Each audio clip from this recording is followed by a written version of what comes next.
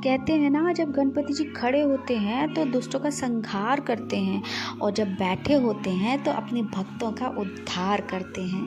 हाय, मैं हूँ शालू, एक बार फिर से आपके साथ। और आज मैं ना मूर्ति बनाते बनाते आपसे ना बातें करूँगी गणेश जी के बारे में। कुछ खास बातें हैं ना, वो मैं आज आपके साथ शेयर करूँगी।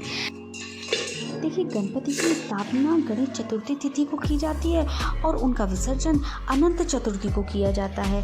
गणपति जी को जब हम लाते हैं तो बड़े ज़ोरों शोरों से ढोल नगाड़ों के साथ लाते हैं। लाने वाले के बढ़िया टीका वीका किया जाता है। ये तो ना हम सबको पता है और हम सब इसके बारे में बहुत अच्छे से जानते हैं। लेकिन क्या आपको ये पता है कि गणपति जी की मूर्ति हमेशा हमें बैठी हुई ही लेकर आनी चाहिए? और अगर हम घर के लिए लेकर आ रहे हैं तो उनकी जो मूर्ति है ना, उसकी सूंड सीधी होनी चाहिए। और लेकिन अगर हम व्यापार के लिए, बिजनेस के लिए, फैक्ट्री, व्यवसाय, दुकान, ऑफिस, इन सब के लिए लेकर आ रहे हैं तो उनकी जो सूंड है वो उल्टी तरफ होनी चाहिए, मतलब गणपति जी के उल्टे हाथ की तरफ। कहते हैं कि अगर उनकी मूर्ति की जो सूंड है अगर वो उल्टी तरफ है तो पैसा आता तो है लेकिन वो वहाँ टिकता नहीं है। इसलिए जब भी हम अपने घर के लिए मूर्ति लेकर आए ना तो इस चीज़ का ध्यान रखें कि उनकी सूंड ना सीधी तरफ हो। गणपति जी की ना 3 पत्नियां थी, श्री, दष्टि, उष्टि, रिद्धि, सिद्धि। अब 2 पत्नियों के बारे में हम हमेशा सुनते हैं, वो इसलिए क्योंकि जो रिद्धि सिद्धि थी ना, उनके साथ उन्होंने मंगल विवाह किया था और उनसे ही उनके 2 पुत्र थे, शुभ और लाभ। आपने देखा होगा, जब भी हम लोग ना कोई भी शुभ काम करते हैं या गणपति जी को घर पे लेकर आते हैं या दिवाली पर पूजा करते हैं तो हम ना अपने मुख्य दरवाजे के पास स्वास्तिक ज़रूर बनाते हैं और उसके बगल में 2 लाइनें खींचते हैं और शुभ लाभ लिखते हैं। वो इसलिए क्योंकि स्वास्तिक है ना, वो गणपति जी का प्रतीक है, क्योंकि गणपति जी हैं बुद्धि के देवता और स्वास्तिक को बुद्धि का प्रतीक माना गया है। इसलिए स्वास्तिक ज़रूर बनाते हैं, गणपति जी को बिठाते हैं और जो उनके स्वास्तिक के आसपास जो 2-2 लाइनें बनाते हैं ना, वो हैं रिद्धि और सिद्धि। और उसके पास हम हमेशा शुभ लाभ लिखते हैं, मतलब रिद्धि सिद्धि के बेटे शुभ लाभ, मतलब गणपति जी के दोनों बेटों को, पत्नियों को और गणपति जी को हम अपने घर में विराजमान करते हैं और उनके साथ रहते हैं। जो उनकी पूजा करते हैं ना, वो सुख समृद्धि के साथ बुद्धि और निरोगी काया का भी आशीर्वाद लेते हैं। और घर में रहने वाले सारे परिवार के सदस्य पर गणपति जी और उनके पूरे परिवार का आशीर्वाद बना रहता है। और हाँ, एक चीज़ का दोस्तों ज़रूर ध्यान रखिएगा कि जब भी आप गणपति जी को अपने घर में लेकर आइएगा ना, तो वहाँ हल्दी कुमकुम का टीका ज़रूर, मतलब गणपति जी के पास में हल्दी कुमकुम का टीका ज़रूर लगाइएगा।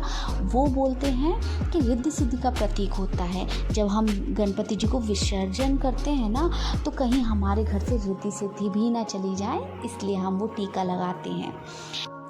अब दोस्तों, कभी आपने ये सोचा है कि हम सिर्फ गणपति जी को लाते हैं ना तो 10 दिन बाद ही उनका विसर्जन क्यों कर देते हैं, और उनका विसर्जन ना पानी में ही क्यों किया जाता है? इसके पीछे की भी एक कहानी है। कहते हैं श्रीमद् भागवत पुराण की रचना करनी थी और वेद व्यास जी ने इस चीज़ का आग्रह गणपति जी से किया कि वो भागवत गीता को लिखें। अब भाई गणपति जी कहाँ मना करते? उन्होंने बोला कि ठीक है, लेकिन मेरी एक शर्त है कि जब मैं लिखूँगा तो मैं रुकूँगा नहीं। जहाँ आपने श्लोक बोलना बंद किया, मैं भी उठ जाऊंगा और मैं भगवद गीता को वहीं पर छोड़ दूंगा लिखना।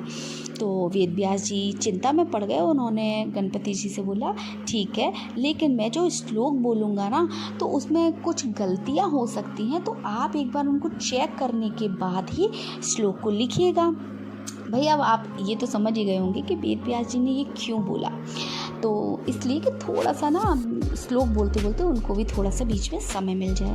भाई भगवत पुराण लिखना शुरू हुआ और लिखते लिखते गणपति जी के शरीर पर धूल मिट्टी जम गई। उनका पूरा शरीर ना धूल मिट्टी से ऐसा ढक गया कि वो गणपति जी की शक्ल मतलब उनका शरीर दिख ही नहीं रहा था।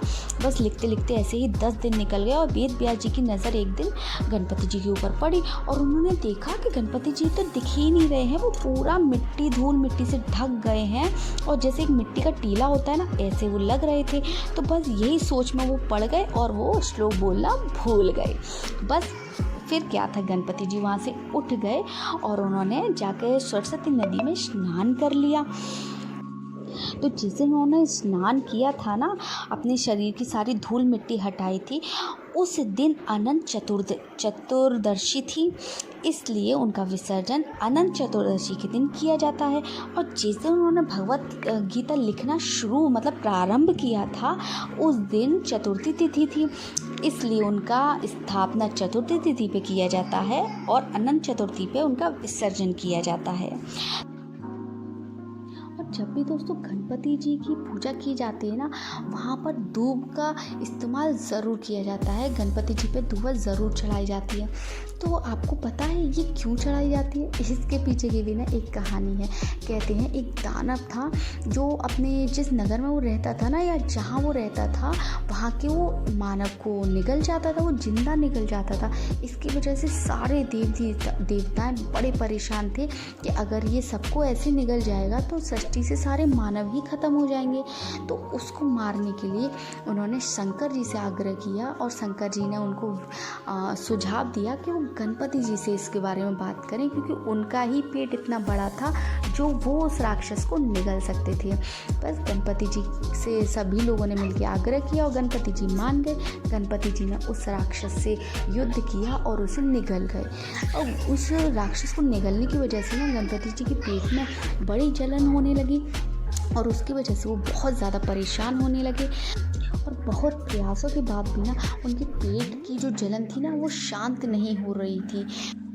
तब उन्होंने जो दूबा है ना घास, उसको उन्होंने ग्रहण किया और जब उन्होंने उसको खाया तो उनके पेट की जो जलन थी वो शांत हो गई और उसकी ही वजह से उनका स्वास्थ्य ठीक हो गया।